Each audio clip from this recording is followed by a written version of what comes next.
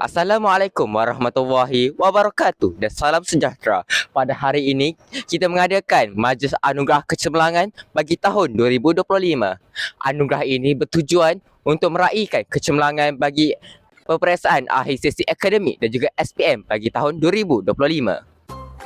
Majlis anugerah ini diuruskan oleh para guru SMK Bandar Sanwi dan turut dihadiri oleh para tetamu, ibu bapa serta murid-murid.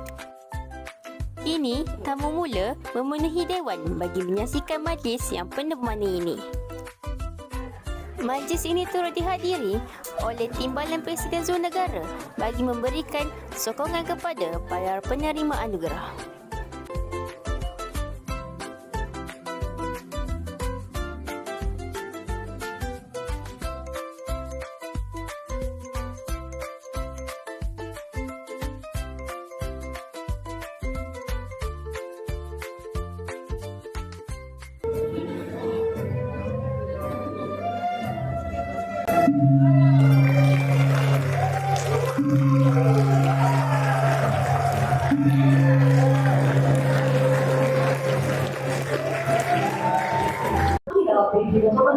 Majlis dimulakan dengan penyampaian anugerah kepada murid PPKI tingkatan 1, tingkatan 2, tingkatan 3 dan tingkatan 4 bagi memperoleh keputusan cemerlang dalam peperiksaan pada tahun 2025.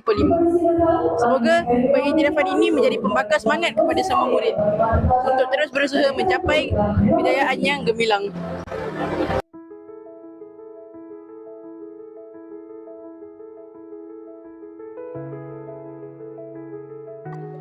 Para penerima anugerah menerima sijil dan hadiah sebagai penghargaan atas usaha gigi mereka.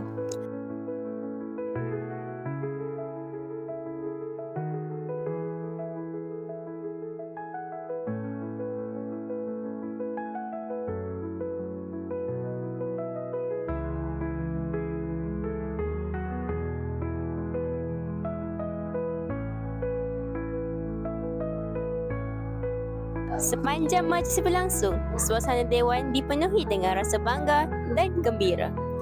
Khususnya dalam kalangan ibu bapa dan guru yang menyaksikan kejayaan para murid. Majlis ini bukan sahaja menjadi simbol penghargaan terhadap pencapaian akademik, malah menjadi inspirasi kepada seluruh warga sekolah.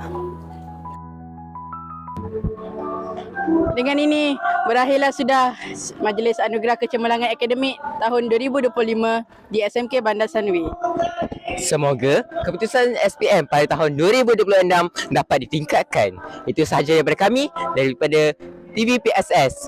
Sekian, terima kasih.